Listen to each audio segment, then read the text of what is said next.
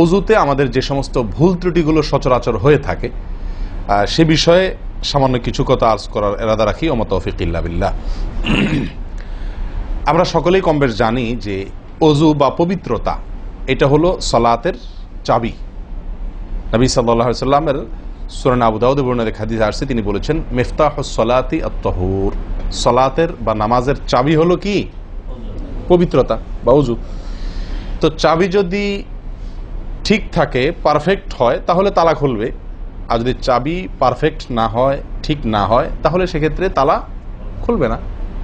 ওই চাবি দিয়ে আপনি ঘরে প্রবেশ করতে পারবেন না। মনে করুন জান্নাত হলো আমার ঘর বা গন্তব্য, ঢুকতে হলে আমাকে সালাতের তালাটুকু খুলে ঢুকতে হবে, অর্থাৎ সালাত পড়ে ঢুকতে হবে, আর তার চাবি হলো পবিত্রতা। তাহলে পবিত্রতা চাবি, তার তালা হলো সালাহ, আর সালাহ পড়ে আমি ঢুকতে চাচ্ছি জান্নাতে। তাহলে আমার শেষ গন্তব্যে, অর্থাৎ আমি যে জায়গাটা যেতে চাচ্ছি সেই জায়গায় জান্নাতে যেতে হলে আমার সালাত ঠিক হতে হবে, আর সালাত ঠিক হতে হলে তার চাবি ঠিক থাকতে হবে। তালা ঠিক থাকতে হলে, তালা খুলতে হলে চাবি ঠিক থাকতে হবে। সেটা হলো কি? সালাত, তাহারাত বা পবিত্রতা। তো পবিত্রতার সবচাইতে কমন পবিত্রতা হলো অজু। এই অজুর বিষয়ে আমাদের বেশ কিছু ত্রুটি, বেশ কিছু ভুল ভ্রান্তি হয়ে থাকে। অজুর যে ভুলগুলো হয়তো আপনিও করেন, আমরাও করছি প্রতিনিয়ত, কিন্তু জানি না। তো সেগুলো নিয়ে আমরা সংক্ষেপে আলোচনা করব। নবী সাল্লাল্লাহু আলাইহি সাল্লাম বুখারী মুসলিমের হাদিসে আসছে, তিনি বলেছেন লা তুকবালু সালাতুন বিগাইরি তাহুরিন, পবিত্রতা ছাড়া কোনো সালাত কবুল হবে না। কোনো সালাত আল্লাহর কাছে অ্যাকসেপ্টেড, গ্রহণযোগ্য হবে না কি ছাড়া? তাহারাত ছাড়া, অজু ছাড়া। অতএব এই অজু এটা পূর্ণাঙ্গ হলে সালাত পূর্ণাঙ্গ হবে, সালাত পূর্ণাঙ্গ হলে জান্নাতে যাওয়া সহজ হবে ইনশাআল্লাহ। অতএব একটা আরেকটার সাথে সম্পর্ক যুক্ত বিধায় সবকিছুর আগে, সালাতেরও আগে আমাকে লক্ষ্য করা দরকার আমার অজু বা তাহারাতটা কি হচ্ছে কিনা, ঠিকঠাক হচ্ছে কিনা। প্রিয় ভাইরা, অজু দুই প্রকার। একটা হলো কোন রকম অজু, আরেকটা হলো পূর্ণাঙ্গ অজু। একটা হলো কোন রকম অজু, আরেকটা হলো কি? পূর্ণাঙ্গ অজু। পূর্ণাঙ্গ অজু যেটা, এটাকে হাদিসের ভাষায় বলা হয়েছে ইসবাগুল ওযু। পূর্ণাঙ্গভাবে অজু করা, এটাকে বলা হয়েছে ইসবাগুল ওযু, অর্থাৎ অজুকে পরিপূর্ণভাবে করা। আরেকটা হলো যেনতেনভাবে কোনো রকম ভাবে অজু সেরে ফেলা। আমরা সাধারণত সারাদিন যে অজুটা করি, সারা জীবন যে অজুটা করে আসছি, সেটা হলো যেন তেন অজু বেশিরভাগ লোকের। ইল্লা মান রাহিমা রব্বি, হাতে গোনা কিছু লোক আমরা আছি যারা ইসবাগুল ওযুর যে নির্দেশ সেটা পালন করতে সক্ষম হয়েছি, অর্থাৎ অজুটা পূর্ণাঙ্গ করতে পেরেছি। প্রিয় ভাই বন্ধুগণ, ইসবাগুল ওযু এর নির্দেশ নবী সাল্লাল্লাহু আলাইহি ওয়াসাল্লাম বিভিন্ন জায়গায় দিয়েছেন, বিভিন্ন জায়গায় বহু হাদিসে আসছে।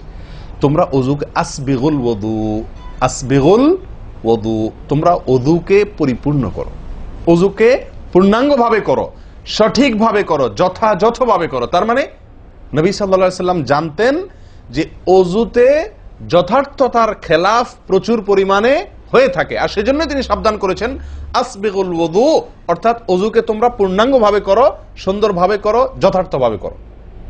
কথা কি বুঝাতে পারছি? যেহেতু অজুর বিষয়ে আমাদের গাফলতি আছে বা গাফলতি থাকার কথা, সেই জন্য নবী সাল্লাল্লাহু আলাইহি ওয়াসাল্লাম আমাদেরকে বলেছেন অজু করো, এটা না, বলেছেন আসবিগুল ওযু, অর্থাৎ আকমিলুল ওযু, অজুকে পরিপূর্ণভাবে করো, সুন্দরভাবে করো, যথাযথভাবে করো। অজুর যে ফজিলত, অজুর যে ফজিলত মুসলিম বর্ণিত হাদিসে আসছে, নবী সাল্লাল্লাহু আলাইহি ওয়াসাল্লাম বলেছেন যে ব্যক্তি পরিপূর্ণভাবে অজু করবে, পরিপূর্ণভাবে অজু করবে, ভালোভাবে অজু করবে, এবং অজুর শেষে কালিমাতুশ শাহাদা যেটা আছে, আশহাদু আল্লা ইলাহা ইল্লাল্লাহু ওয়াহদাহু লা শারীকা লাহু আশহাদু আন্না মুহাম্মাদান আবদুহু ওয়া রাসূলুহু, এই কালিমায়ে শাহাদা পাঠ করবে অজুর শেষে, এই ব্যক্তির জন্য আল্লাহ সুবহানাহু ওয়া তাআলা জান্নাতের সমস্ত দুয়ার খুলে দিবেন। তাহলে আমরা বলতে পারি জান্নাতের 8 দুয়ারের সমস্ত দুয়ারের একটা রিমোট এখানে নবী সাল্লাল্লাহু আলাইহি ওয়াসাল্লাম আমাদেরকে বাতলে দিয়েছেন। একটি রিমোট, এই এক রিমোট টিপের সঙ্গে সঙ্গে 8 দরজা সব খুলে যাবে। সেটা হলো অজুকে কি করা? পরিপূর্ণভাবে করা, সুন্দরভাবে করা, এবং এর শেষে, অজুর শেষে কালিমাতুশ শাহাদা পাঠ করা, আশহাদু আল্লা ইলাহা ইল্লাল্লাহু ওয়াহদাহু লা শারীকা লাহু ওয়া আশহাদু আন্না মুহাম্মাদান আবদুহু ওয়া রাসূলুহু। আপনি পাঠ করলেন, জান্নাতের সমস্ত দুয়ার এর রিমোট যেন টিপ দিলেন। এই তিনটা কাজ করলেন মানে কি? জান্নাতের 8 দরজার একটি কমন রিমোটে টিপ দিলেন, আপনি সবগুলো পটপট খুলে যাবে, যে কোনো দরজা দিয়ে আপনি জান্নাতে দাখিল হতে পারবেন ইনশাআল্লাহ। প্রিয় ভাইরা, তাহলে হাদিস থেকেও বোঝা গেল যে যে কোনো দরজা দিয়ে ঢুকতে হলে ওযুটা হইতে হবে পরিপূর্ণরূপে ওযু, ইসবাগুল ওযু। অতএব ওযু আমার পরিপূর্ণ হচ্ছে কিনা এই বিষয়টা একটু যাচাই করা দরকার, কি দরকার না? প্রিয় ভাইরা, নবী সাল্লাল্লাহু আলাইহি ওয়াসাল্লাম সুনানে আবু দাউদের এক হাদিসে বলেছেন, ইন্নাহা লা তাতিম্মু সলাতু আহাদিকুম হাত্তা ইউসবিগাল ওযুআ কামা আমারাহুল্লাহ। তোমাদের কারোর সালাত ততক্ষণ পর্যন্ত পরিপূর্ণ হবে না, সালাত ততক্ষণ পর্যন্ত সুন্দর হবে না, পূর্ণাঙ্গ হবে না, সালাতে পূর্ণতা আসবে না, যতক্ষণ না তোমরা ওযুকে ঠিক আল্লাহ যেভাবে করতে নির্দেশ করেছেন ওইভাবে পরিপূর্ণভাবে না করো। আল্লাহ সুবহানাহু ওয়া তাআলা যেভাবে ওযু করতে বলেছেন ওইভাবে পরিপূর্ণ রূপে ওযু না করা পর্যন্ত তোমাদের সালাত পূর্ণতা পাবে না। তাহলে সালাতের পূর্ণতা পাওয়ার জন্য ওযুটি হইতে হবে, ওযু না শুধু। আমরা জানি যে সালাতের জন্য ওযু করতে হয় না, ওযু করলেই শুধু সালাতের পূর্ণতা আসবে না, ওযুটা হইতে হবে আল্লাহ যেভাবে নির্দেশ করেছেন সেভাবে, যথাযথ উপায়ে এবং সঠিকভাবে। প্রিয় ভাইরা, এখন আসি আমরা ওযুতে কি ভুলগুলো আমাদের এমন হয় যেগুলো কারণে আমাদের ওযুর পূর্ণতা নষ্ট হতে পারে। তার ভিতরে 1 নম্বরের ভুল হলো, যেটি আমাদের হয়ে থাকে ওযুর ক্ষেত্রে অনেকেরই, সেটা হলো বিসমিল্লাহ পাঠ না করা। ওযুর শুরুতে কি পাঠ করতে হয়? বিসমিল্লাহ। আপনি যখন হাত ধুয়ে ওযু শুরু করবেন, 2 হাতের কবজি 2 হাতে ওযু শুরু করবেন না, প্রথম কাজ, তার আগে আপনি কি করবেন?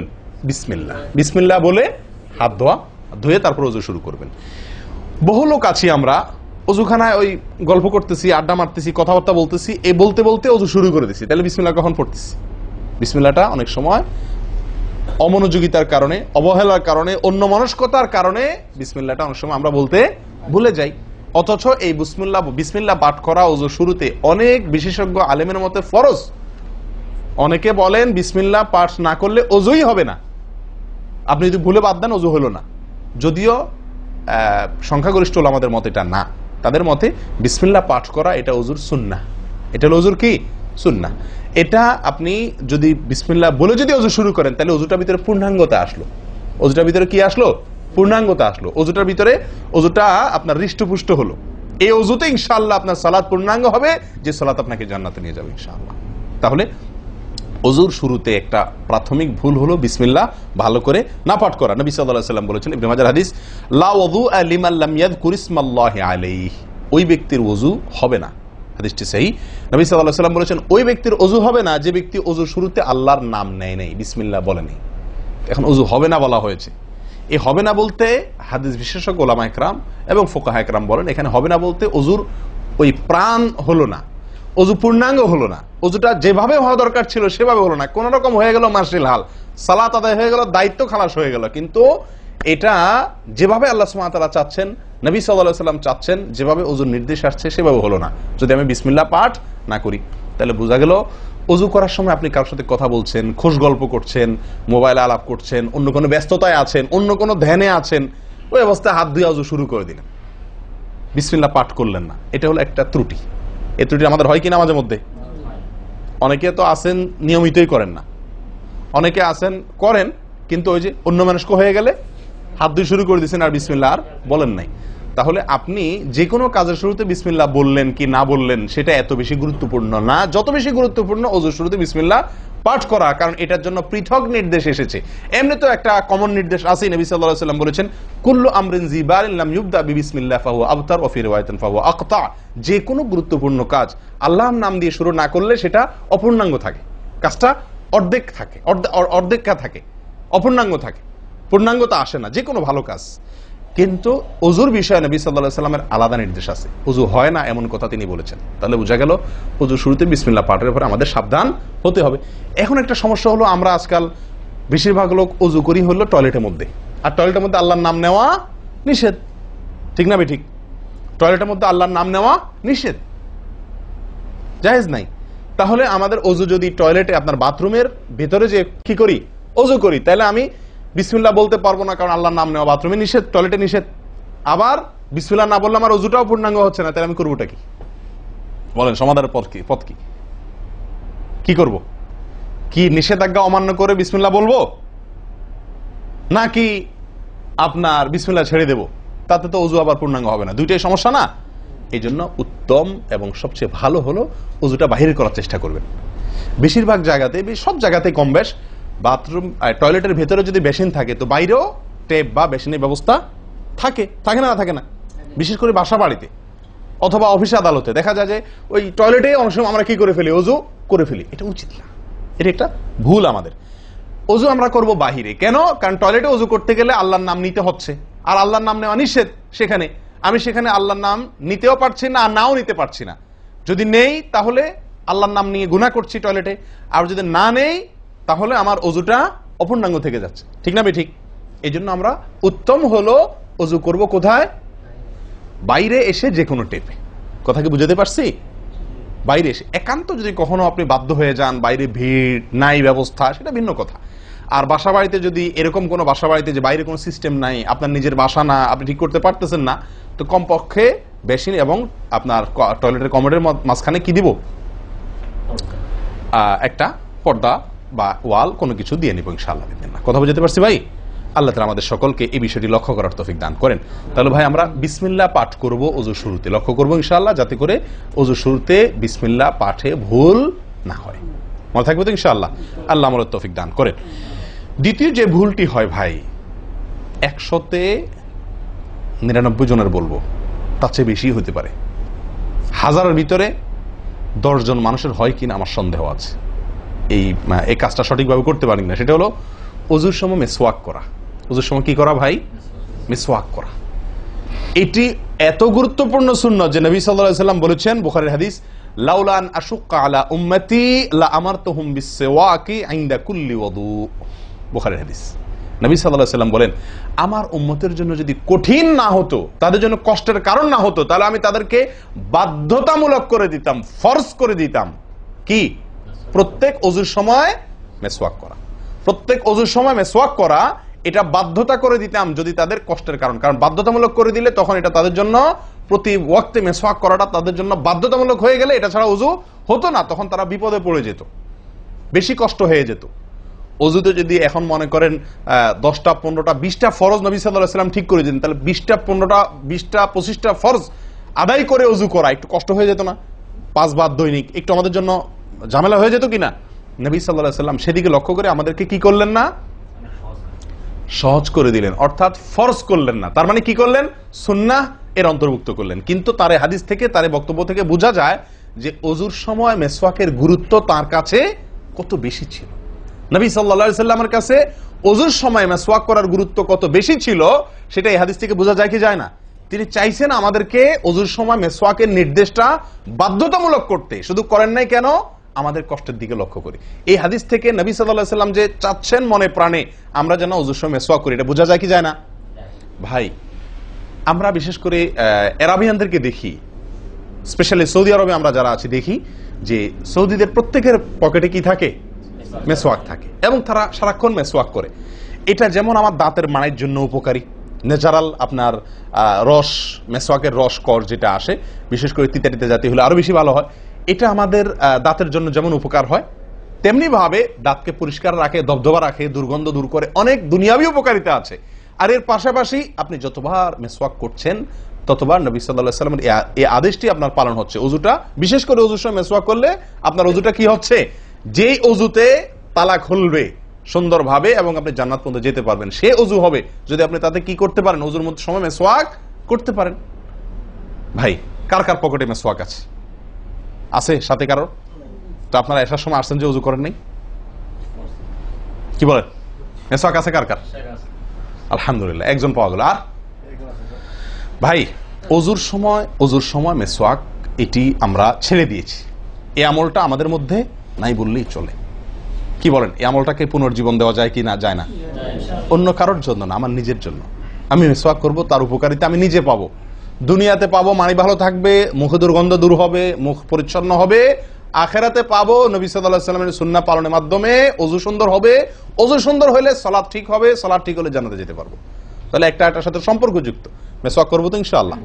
একদম উঠে গেছে মিসওয়াক। ওযুর সময় মিসওয়াক করতে আমাদের দেশি ভাইদেরকে দেখাই যায় না একেবারে বললে চলে। প্রিয় ভাইরা, আপনারা কি জানেন নবী সাল্লাল্লাহু আলাইহি ওয়াসাল্লামের জীবনের শেষ আমল কি ছিল? মেসওয়াক ছিল। নবী করিম সাল্লাল্লাহু আলাইহি ওয়াসাল্লামের জীবনের শেষ আমল, যে আমলের পরে আর কোনো আমলের সুযোগ পান নাই, এই আমলের পরে তিনি দুনিয়া থেকে বিদায় নিয়ে গেছেন। তার জীবনের লাস্ট আমল কি ছিল? মেসওয়াক। তিনি আয়েশা রাদিয়াল্লাহু তাআলা আনহার কোলে মাথায় রেখে শুয়েছিলেন মৃত্যুর ঠিক আগ মুহূর্তে। শরীরে আর শক্তি ছিল না মেসওয়াক চিবানোর মতো, নতুন মেসওয়াক চিবায়া ওটাকে নরম করবেন এই শক্তিটা ছিল না। আল্লাহ রাসূল সাল্লাল্লাহু আলাইহি ওয়াসাল্লাম আয়েশা রাদিয়াল্লাহু তাআলা আনহাকে দিলেন, আয়েশা মেসওয়াকটা আমাকে একটু চাবায়া দাও। তিনি চাবায়া নরম করে দিলেন। এরপর নবী সাল্লাল্লাহু আলাইহি ওয়াসাল্লাম মেসওয়াকটা করলেন। বাস, এই মেসওয়াকের পরে তার মৃত্যু এবং এই মেসওয়াকের মাঝখানে আর কোনো আমল করার সুযোগ ছিল না। ভাই, কত গুরুত্বপূর্ণ আমল বোঝা উচিত। ওজুর সময় মেসওয়াকটা উঠে গেছে, আমরা কি করবো? ইনশাআল্লাহ সবসময় মেসওয়াক পকেটে রাখবো তো ইনশাআল্লাহ। ওজুর সময় মেসওয়াক কখন করবেন, এটা নিয়ে ওলামাদের দুটি মত পাওয়া যায়। বেশিরভাগ ওলামাদের মত এবং বিশুদ্ধ মত হলো কুলি করার সময় আমরা মেসওয়াক করব। কুলি করার সময় আপনি বিসমিল্লাহ বলে হাত ধুলেন, এরপরে কুলি করলেন। মেসওয়াক করতে হবে এভাবে, সোজাসুজি, উপরে নিচে না, পাশাপাশি, ঠিক আছে? মেসওয়াক দিয়ে এভাবে আপনি খুব বেশি সময় করার দরকার না, একটা ঘষা দেন উপরের মাড়িতে, আরেকটা ঘষা দেন নিচের দাঁতে, দিয়ে এবার একবার কুলি করে ফেলান, ঠিক আছে? আবার মেসওয়াক দিয়ে একটা ঘষা দেন, আবার একটা ঘষা দেন, আবার কুলি করে ফেলেন। এভাবে 3 বার মেসওয়াক করেন, 3 বার কুলি করেন, বা সুন্নাত আদায় হয়ে গেল। কথা কি বুঝাতে পারছি? আল্লাহ তাআলা আমাদের সকলকে তৌফিক দান করেন। প্রিয় ভাইরা, তাহলে ওযুর মধ্যে আমাদের যে খুঁতগুলো আছে আমি সেগুলো ধরা দেওয়ার চেষ্টা করছি। একটা বড় খুঁত, যে খুঁত থেকে আমরা বেশিরভাগ লোকই মুক্ত নই, সেটি হলো মেসওয়াক বিহীন ওযু। লক্ষ্য করবো তো ইনশাআল্লাহ। আল্লাহ আমাদেরকে আমলের তৌফিক দান করেন। একান্ত না থাকলে আঙ্গুল দিয়ে করলেন, কিন্তু আপনি নিয়মিত আঙ্গুল দিয়ে করলেন সেটা না, মেসওয়াকই করা উচিত। ভাই, 3 নম্বর যে ভুলটা আমাদের হয়ে থাকে সেটা হলো কুলির মধ্যে। দেখেন, প্রত্যেকটা কাজেই কিন্তু আমি একটা একটা করে আপনার দেখাচ্ছি ওযুর, প্রত্যেকটা কাজে আমাদের ত্রুটিগুলো হয় কিভাবে দেখেন। কুলির সময় ভুল হয়। কি ভুল হয়?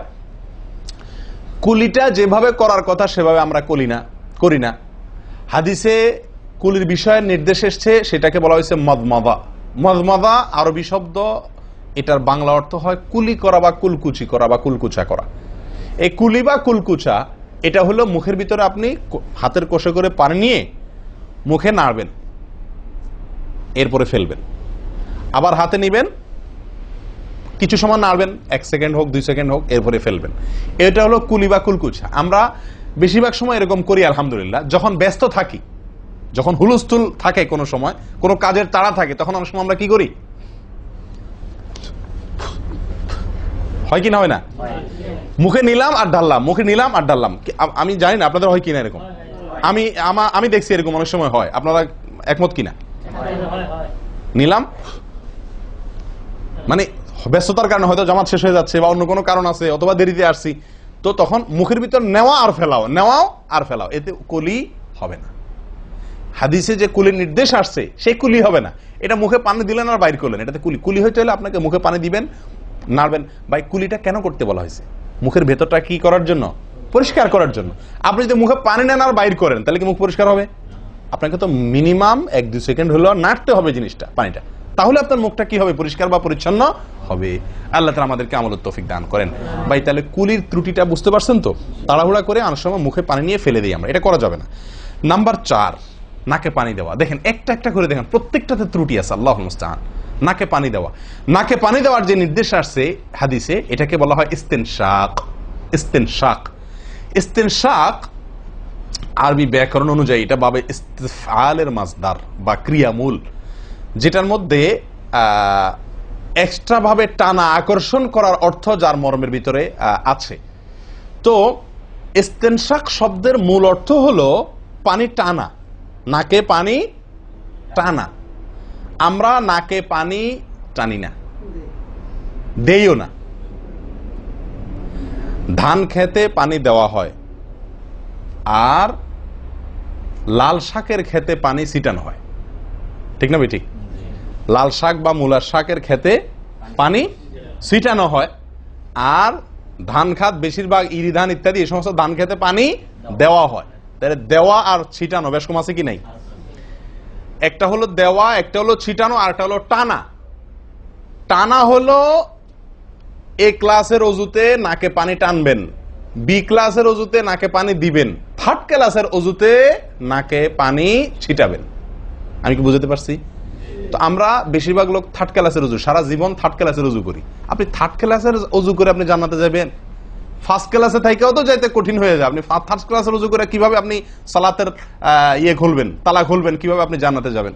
অতএব ভাই, এই নাকে পানি দেওয়ার বিষয়ে সাবধান থাকতে হবে। দেখুন, নিয়ম হলো আপনি হাতের কোষে পানি নিয়ে নাকে ধরলেন, নাকে ধরে হালকা কি করবেন? টান দিবেন, হালকা টান দিবেন, হালকা টান। কারণ একটু জোরে টান হয়ে গেলে সেটা কি হয়ে যাবে? নাকের তালু তো উঠবে, আপনার কষ্টের কারণ হবে। শরীয়ত আপনাকে কষ্ট দিতে চায় না, শরীয়ত আপনাকে কষ্ট দিতে চায় না। আল্লাহ সুবহানাহু ওয়া তাআলা চান না আমরা কোনো কষ্টে নিপতিত হই। অতএব আমি এমন জোরে টান দেবো না যে নাকের তালু তোড়ে, কিন্তু হালকা একটু টান দেবো যাতে করে অন্তত সামান্য একটু ভেতরে পানিটা যায়। নাকে পানি দেওয়ার উদ্দেশ্য আর কুলি করার উদ্দেশ্য এক। নাকে পানি দেওয়ার উদ্দেশ্য হলো নাকের ভেতরের যে ময়লাগুলা, ধারে কাছে যে ময়লাগুলা আছে, এগুলো যেন পরিষ্কার হয়ে যায়। আল্লাহর দরবারে দাঁড়াবো পরিচ্ছন্ন হয়ে, পবিত্র হয়ে। হ্যাঁ, এই জন্য নাকে পানি দেওয়ার নির্দেশ আছে। এখন আপনি যদি নাকে পানি কোষ নিয়ে ধরে একটু হালকা টান দেন, তাহলে ভিতরে কিছুটা পানি যাবে কি যাবে না? এটা আপনাকে করতে হবে। নাম্বার 2, এটা যদি আপনি করতে কষ্ট হয়, টান দিলে, আপনি আস্তে টান দিলেও উপরে উঠে যায়, তো দরকার নেই। তাহলে আপনি কি করেন? নাকে পানি দেন। নাকে পানি কিভাবে দিবেন? নাকটাকে অন্তত পানির মধ্যে কি করে রাখেন? চুবাই রাখেন, 1 সেকেন্ড চুবাই রাখেন, কিছু দূর পানি যাবে কিনা। আমি কি বুঝাতে পারছি? আমরা অনেকে বিশেষ করে আমি দেখছি ওযু করার সময় নাকে পানি ছিটান। কিভাবে পানি ছিটান? ওই যে কষে করে পানি নিয়ে, লক্ষ্য করছেন আপনারা? এভাবে নিয়ে এরকম মারে পানিটা, এরকম মারলে সেটা কি হলো? ছিটানো হলো। হাদিসে যে ইস্তেনশাকের কথা বলা হয়েছে সেটা হলো না। আপনি সারা জীবন ওযু করলেন, অথচ আপনার কখনো নাকে পানি দেওয়ার সুন্নাহটি আদায় হলো না। সারা জীবন, আজীবন আপনার ওযুটি হয়ে গেল সুন্নাহ ছাড়া। আমি কি বুঝাতে পারছি? অতি প্রিয় ভাই বন্ধুগণ, এই বিষয়টা খুব লক্ষ্য রাখতে হবে যে নাকে পানি দেওয়ার ক্ষেত্রে আমাদের ত্রুটি হয়, পানিটা ভেতরে যায় না। অনেক সময় আমরা ছিটা দেই, বা অনেক সময় দিলেও কোন রকম দিয়েই ছেড়ে দিই। দিয়ে ছেড়ে দিলে তো হবে না, আপনার ভেতরে অন্তত যতদূর সম্ভব ততদূর পানিটা, এই নরম অংশটা তত নিতে হবে, আপনি উপরে উঠানোর দরকার নেই। আমি কি বুঝাতে পারছি? এটা একটা ত্রুটি হয় ওযুর ক্ষেত্রে। দেখুন, ওযুটা পূর্ণাঙ্গভাবে কি হচ্ছে না, কত ভাবে দেখেন। প্রিয় ভাইরা, এটা গেল একটা ভুল ইস্তেনশাকের বিষয়। এই বিষয়ে নবী সাল্লাল্লাহু আলাইহি ওয়াসাল্লাম একটা আলাদা নির্দেশ আছে দেখেন, যাতে আমরা নাকে পানি দেওয়াটা ভালোভাবে করি। উনি হয়তো জানতেন বা দেখছেন যে মানুষ নাকে পানি দেওয়াতে গাফলতি করে, ত্রুটি করে, ওই যে ছিটাছিটির কাজ করে। তিনি বলেছেন, সহিহ বুখারীর হাদিস, না আফওয়ান আবু দাউদের হাদিস, নবী সাল্লাল্লাহু আলাইহি ওয়াসাল্লাম বলেছেন, আসবিগিল ওযুআ, ওই একই কথা, তোমরা ওযুকে পরিপূর্ণভাবে করো। ওয়াখাল্লিল আসাবি' ওয়া বালিগ ফিল ইস্তিনশাক ইল্লা আন তাকুনা সাইমান। নাকে পানি দেওয়ার সময় খুব ভালোভাবে নাকে পানি দিবা তোমরা। যদি তুমি রোজাদার হও তাহলে ভিন্ন কথা, তাহলে খুব বেশি ভালো করে নাকে পানি দিতে যেও না, কারণ তখন পানি উপরের দিকে উঠে গলা হয়ে তোমার পেটে যেতে পারে, রোজা ভঙ্গ হতে পারে। আমি কি বুঝাতে পারছি? তাহলে আপনি নাকে পানি দিবেন, কিন্তু আপনি কি করবেন না, রোজাদার হলে তখন শুধুমাত্র ভালোভাবে নাকে পানি দিতে পারবেন না। আর এছাড়া অন্য সময় কি করবেন? নাকে পানি দেওয়ার ক্ষেত্রে ভালোভাবে দিতে বলা হয়েছে। ভালোভাবে দেওয়ার মানে কি? ছিটাইলে হবে? কোন রকম দিলে হবে? টান দিবেন, না পারলে অন্তত যতটুকু সম্ভব নাক চুবায়া আপনি ভেতরে পানিটা কিছু দূর হলেও নেওয়ার চেষ্টা করবেন। লক্ষ্য রাখবেন তো ইনশাআল্লাহ। আল্লাহ আমাদেরকে সকলকে আমলের তৌফিক দান করেন। প্রিয় ভাইরা, তাহলে নবী সাল্লাল্লাহু আলাইহি ওয়াসাল্লামের নির্দেশ আছে আলাদা, যে তোমরা নাকে পানি দেওয়ার ব্যাপারে কি করবে? ভালোভাবে নাকে পানি দিবে। আল্লাহ আমাদেরকে আমলের তৌফিক দান করেন। আরেকটি ভুল ভাই, নাকে পানি দেওয়া একটা আমল, নাক ঝাড়া আরেকটা আমল। নাকে পানি দেওয়া এটা একটা নির্দেশ, আর নাক ঝাড়া আরেকটা নির্দেশ। আমি কি বুঝাতে পারছি? কুলি করা একটা আমল, হাত ধোয়া একটা আমল, হাতের কবজি পর্যন্ত 2 হাতের বিসমিল্লাহ বলা, তারপর তো এটা আছেই। এরপরে মেসওয়াক করা একটা আমল, কুলি করা আরেকটা সুন্নাহ, কুলির পরে নাকে পানি দেওয়া বা নাক দিয়া পানি টানা আরেকটা আমল, এরপরে নাক ঝাড়া আরেকটা আমল। আমি কি বুঝাতে পারছি? নাক ঝাড়া এটাকে বলা হয় হাদিসের ভাষা ইস্তিনসার। ইস্তিনসার, ঝাড়া। এই নাক ঝাড়ার ক্ষেত্রে বিরাট ভুল হয় ভাই। ভুল, সবচেয়ে বড় ভুল তো এটা যে নাক ঝাড়াটা অনেকে ঝাড়েই না, ওই যে ছিটায় দেয় বশেষ। নাক যে আলাদা ঝাড়তে হয় এটা অনেকে জানেনই না, করেনই না এটা। আবার অনেকে করেন তো মাঝে মধ্যে করেন, কিন্তু নাক ঝাড়াটা করা উচিত। যতবার নাক দিয়ে টান দিলেন না, এরপরে হালকা আঙ্গুল দিয়ে চাপ দিয়ে আপনি ওইটাকে প্রেসার দিয়ে নাকটা পরিষ্কার করবেন। কথা কি বুঝাতে পারছি? আবার নাকে পানি দিলেন, আবার পরিষ্কার করলেন, আবার নাকে পানি দিলেন, আবার পরিষ্কার করবেন। ভাই এটা হলো নাক ঝাড়া। এই বিষয়ে নবী সাল্লাল্লাহু আলাইহি ওয়াসাল্লামের নির্দেশ আছে। দেখুন সহিহ বুখারীতে আসছে, তিনি বলেন ইযাস্তাইকাযা আহাদুকুম মিন মানামিহি, যদি কেউ ঘুম থেকে উঠে, যদি কেউ ঘুম থেকে উঠে ফাতাওয়াদ্দা, এরপর সে ওযু করতে যায়, ফালিয়াস্তানসির সালাসান, তাহলে সেই জন্য 3 বার নাক ঝাড়ে, নাক পরিষ্কার করে। কেন? ফাইন্নাশ শাইতানা ইয়াবিতু আলা খাইশুমিহি, কারণ নাকের যে বাঁশি উপরের ছিদ্র, এই জায়গাটায় শয়তান রাত্রি যাপন করে। শয়তানের বেডরুম আপনার নাকের বাঁশি, বুঝতে পারছেন? শয়তানের বেডরুম হলো আমাদের নাকের বাঁশি। নবী সাল্লাল্লাহু আলাইহি ওয়াসাল্লাম বলছেন এই জায়গাটা সে অবস্থান নেয় এবং এই জায়গায় গিয়া মোটামুটি আমাদেরকে ব্রেন ওয়াশ করে যে শুয়ে থাক, আরাম কর, যত ওয়াসওয়াসা দেওয়া দরকার, তার যে ডিউটি সেটা সে পালন করে, কুকামের যত বুদ্ধি দেওয়া দরকার, কিন্তু তার এই ঘাঁটি হলো আমাদের নাকের বাঁশি। ওযুর সময় যদি আমরা এটাকে সুন্নাহ পালন করতে গিয়ে এটাকে ঝাড়ি, তাহলে শয়তান দূর হয়ে যায়। কথা বুঝতে পারছি ভাই? এই বিষয়ে আরো কয়েকটি হাদিস আছে যে হাদিসগুলো দ্বারা বোঝা যায় যে শয়তানের অবস্থান এই জায়গাটাতে থাকে মানুষের দেহে। তো আপনি যদি শরীরটাকে ফুরফুরে করতে চান, শয়তান ওয়াসওয়াসা থেকে ফ্রেশ হয়ে যেতে চান, তাহলে আপনার নাক ঝাড়ার আমলটার ব্যাপারে গুরুত্ব দিতে হবে। কথা বুঝতে পারছি ভাই? তাহলে উলামা ইকরাম বলেন এই হাদিসে তো ঘুম থেকে উঠে ওযু করার ক্ষেত্রে বলা হয়েছে, তো এর মানে শুধু ঘুমের জন্যই এটা খাস নয়, ঘুম থেকে উঠে আপনি ওযু করলে সে ওযুতে এটা বেশি গুরুত্বপূর্ণ, কিন্তু অন্য সকল ওযুতেই বিষয়টি আমলযোগ্য বা সুন্নাহ। অতএব আমরা নাকে পানি দেব একটা আমল, আবার না কি করব, ঝাড়বো আরেকটা আমল। ভাই এরপরে আসি আরেকটি গুরুত্বপূর্ণ আমল যেটি হয় না, বা আরেকটি ত্রুটি ওযুতে, সেটি হলো আঙ্গুল খেলাল না করা। ওযুতে কি না করা? আঙ্গুল খেলাল না করা। আঙ্গুল খেলাল হলো হাত এবং পায়ের আঙ্গুলের যে চিপাগুলো আছে, এই চিপাগুলোতে পানি পৌঁছানোর জন্য, পানি পৌঁছানোটা নিশ্চিত করার জন্য কি করতে হবে? এক হাতের আঙ্গুলকে অন্য হাতের আঙ্গুলের চিপায় ঢুকায়া এভাবে কি করতে হবে? একটু হালকা নাড়তে হবে, যাতে করে জায়গাটাতে চিপাটাতে পানি গেছে এটা নিষ্কার। কারণ এই চিপাগুলোতে পানি নাও যেতে পারে শুকায় থাকার কারণে। তো আপনি যদি একটু নাড়া দেন পানির ভিজা আঙ্গুল দিয়া, তাহলে ইনশাআল্লাহ ওখানে পানি পৌঁছানোটা মোটামুটি নিশ্চিত হয়ে যাবে। ঠিক না? ঠিক। তাহলে এই জিনিসটা অনেক সময় আমরা করি না, অথচ নবী সাল্লাল্লাহু আলাইহি ওয়াসাল্লামের নির্দেশ আছে আলাদা। তিনি বলেছেন, আবু দাউদের হাদিস, আসবিগিল ওযুআ ওয়া খাল্লিল বাইনাল আসাবি', ওযুকে পরিপূর্ণভাবে করো। আর ওযুকে পরিপূর্ণভাবে করার একটি অন্যতম কাজ হলো আপনার আঙ্গুলের মাঝে কি করা? খেলাল করা। তিনি বলেছেন তোমরা আঙ্গুলের মাঝে খেলাল করবে, এক আঙ্গুলকে অন্য আঙ্গুলের মাঝে প্রবেশ করে পরিষ্কার করবে। এটা হলো হাতের আঙ্গুল। পায়ের আঙ্গুল কিভাবে করবেন? পায়ের আঙ্গুল তো আর এক আঙ্গুল অন্য পায়ের আঙ্গুল ঢুকাতে পারবেন না। সেটা করবেন হলো, অন্য হাদিসে আসছে, এই যে কোন আঙ্গুল আছে না, কোন আঙ্গুল দিয়া সব চিপাগুলোতে কি করবেন? ঘষা দিবেন। কোন আঙ্গুল দিয়া আপনার সব পায়ের আঙ্গুল চিপাগুলোতে ঘষা দিবেন। ভাই আমরা কয়জনে করি এই খেলার আমলটা বলেন তো? পায়ের আঙ্গুল কোন আঙ্গুল দিয়া পায়ের আঙ্গুলের চিপা খেলাল করা, হাতের আঙ্গুল খেলাল করা, কয়জনে করি আমরা বলেন? তাহলে এই ভুলগুলো আমাদের অহরহ হচ্ছে না ভাই? আমরা কি জান্নাতে যেতে চাই না? আমাদের সালাদটা সুন্দর হোক আমরা চাই না ভাই? আমাদের এই সালাত খুব পাওয়ারফুল হোক, শক্তিশালী সালাত হোক, এই সালাতের মাধ্যমে আমি অন্যায় থেকে বেঁচে থাকবো, এই সালাতের মাধ্যমে আমি জান্নাতে যাব, এই সালাত আমাকে খাঁটি মুসলিম বানাবে, এই সালাত আমাকে আল্লাহর কাছে প্রিয় বানাবে, এই সালাত কিয়ামতের দিন নূর হবে, আমরা চাই না ভাই? এগুলো যদি চাই তাহলে আমাকে ওযু সুন্দর করতে হবে, আর ওযু সুন্দর করতে গিয়ে এই ভুলগুলোর ব্যাপারে সাবধান হতে হবে। তাহলে আঙ্গুল খেলাল করা, পায়ের আঙ্গুল, হাতের আঙ্গুল আমরা করি না বললেই চলে ভাই। তো আজকে থেকে ইনশাআল্লাহ করবো তো, নাকি যা শুনছেন এটা এখানে রেখে চলে যাবে? ভাই যদি পরিবর্তন না করেন, পরিবর্তন যদি আমরা না করি নিজেদেরকে, ওয়াল্লাহি সারা জীবন ওয়াজ শুনবো, কি লাভ বলেন? সময়টা নষ্ট। আপনি যদি এই কথাগুলোর উপরে আমলের চেষ্টা না করেন, নিজের জীবনে ফিট না করেন, এই ভুলগুলাকে ওযু করার সময় মাথায় রেখে এই ভুলগুলাকে আপনি দূর না করেন, তাহলে সেক্ষেত্রে এই শোনার কোনো লাভ হলো না। করবো তো ইনশাআল্লাহ। আল্লাহ সুবহানাহু ওয়া তাআলা আমাদের সকলকে সচেতন মুমিন হওয়ার তৌফিক দান করেন। সচেতন মুমিনের পরিচয় হলো মুমিন তার প্রত্যেকটা ভুলকে শিখবে, সংশোধন করবে, শিখবে, সংশোধন করবে। এভাবে করতে করতে করতে সে মুমিন হিসাবে কোয়ালিটিফুল আফার ক্লাসের মুমিন হতে পারবে, আল্লাহর কাছে প্রিয় পাত্র হতে পারবে। চেষ্টা করবো তো ইনশাআল্লাহ। আল্লাহ আমাদের সকলকে তৌফিক দান করেন।